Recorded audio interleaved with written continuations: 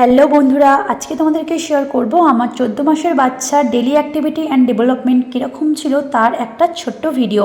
তো দেখো, প্রথমে তোমাদেরকে আমি যেটা বলবো সেটা হচ্ছে বাচ্চাদেরকে ডেভেলপমেন্ট নিয়ে কখনোই কারোর সাথে কারো তুলনা করবে না। সবার কিন্তু নিজের নিজের মতন টাইমে কিন্তু সব কিছু হয়।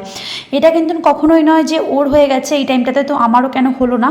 তো এরকম টেনশনটা কিন্তু একদমই রাখবে না। বিশেষ করে যারা নতুন নতুন মা হচ্ছে তারা তো সবসময়তে এটা টেনশনে থাকো যে ও তো এটা পেরে গেল, আমার বেবি তো ওর থেকে মানে এক টাইমে তো আমারটা কেন পারছে না। তো এটা কখনোই নয়, তবে একটা নির্দিষ্ট টাইম থেকে তার সেটা যদি ওভার হয়ে যায় তখন কিন্তু তোমরা অবশ্যই ডাক্তারের সাথে পরামর্শ করবে। তো আমার বাচ্চার যখন 14 মাস বয়স ছিল তখন কিন্তু আমি এই ভিডিওটা করেছিলাম, তো আজকে তোমাদেরকে শেয়ার করলাম। তো দেখো, 14 মাস বয়সে কিন্তু ও প্রায় 12 মাস কমপ্লিট হওয়ার পর 13 মাসে কিন্তু ও পুরোপুরি চলা একদম চলতে শিখে গিয়েছিল। আর এদিকে কিন্তু তোমার হচ্ছে 14 মাসে কিন্তু ও একদম সম্পূর্ণভাবে চলা, সিঁড়ি বেয়ে ওপরে ওঠা, এমনকি সিঁড়ি ধরে ধরে ওঠা, এবার দেখো বিছানা থেকে নামা, এগুলো কিন্তু সবই ও করতে পারতো। এগুলো কিন্তু সবটাই ও আর কি করার চেষ্টা করতো। আর দেখো, এদিকে ওর চলাটা কিন্তু খুব ভালোভাবে চলতে শিখে গিয়েছিলো, যে খুব একটা টলমল করে কিংবা পড়ে যেত সেটা নয়। আর এদিকে দেখো, বাচ্চারা যখন চলতে শিখে যায় তখন কিন্তু মায়েদের প্রচুর অসুবিধা হয়, যাদের বিশেষ করে একলা আর কি তাদের বাচ্চাদেরকে নিয়ে আর কি রয়েছে।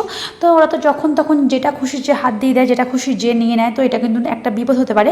তো সেই জন্য কিন্তু আমি এই চেয়ারটার জন্য কিনেছিলাম। আর এটাতে কিন্তু বসিয়ে অনেকটা সেফটি, কোনো কিছু কাজ করলে এর মধ্যে বসিয়ে দিয়ে গেলে কিন্তু তো মনে হয় যেন যে ঠিক আছে, কোনো ভয়টা যে সেটা লাগে না। তো তোমরা চাইলে কিন্তু এটা করতে পারো। আর দেখো, এখন কিন্তু চেয়ার থেকে নিজে নিজে নামার চেষ্টা করো, তো তোমরা ভিডিও দেখতেই পাচ্ছ। আর ও কিন্তু এখন সব কিছু জিনিস আইডেন্টিফাই করতে পারে, আমি ওকে যেগুলো চেনাই, তো আমি যদি ওকে বলি যে কোনটা কি, ও কিন্তু সেটা দেখাতে পারে, কিংবা আমার হাতে কিছু থাকলে ও কিন্তু সেটা নেওয়ার জন্য হাতটাকে বাড়াতো। আর দেখো, ও এখন টিভিটার দিকে এগিয়ে গেছে, আর ও কিন্তু টিভি দেখে। তো টিভি দেখলে কিন্তু ওকে যদি আমি জিজ্ঞাসা করি যে কোনটা টিভি, ও কিন্তু দেখাতে পারে, কোনটা ফ্যান ও কিন্তু দেখাতে পারে। তো এইদিকে দেখো, ও কিন্তু সম্পূর্ণভাবে চলাটাও একদম নিজের আয়ত্তের মধ্যে নিয়ে এসেছে। আর এদিকে আমি ওকে এখন বলছিলাম যে কোনটা ফ্যান দেখাও, তো কিন্তু দেখাচ্ছিল, কোনটা টিভি দেখাচ্ছিল। তো তোমরা কিন্তু কখনোই কারোর সাথে কারো তুলনা করবে না, সবাই কিন্তু নিজের নিজের টাইমে হবে।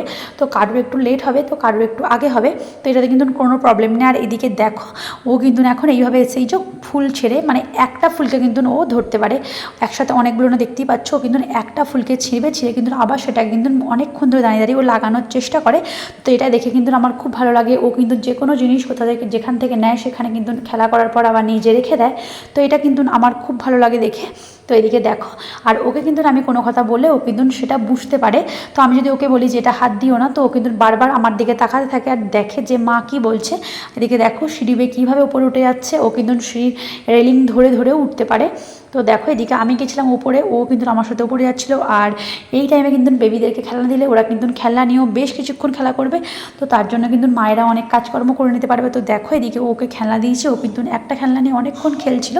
এছাড়া কিন্তু তুমি যদি ওদের সাথে খেলা করো, ওরা কিন্তু সেটাকে এনজয় করবে। তুমি যদি ওদের সামনে গান করো, ওরা কিন্তু সেটাকে শোনার চেষ্টা করবে।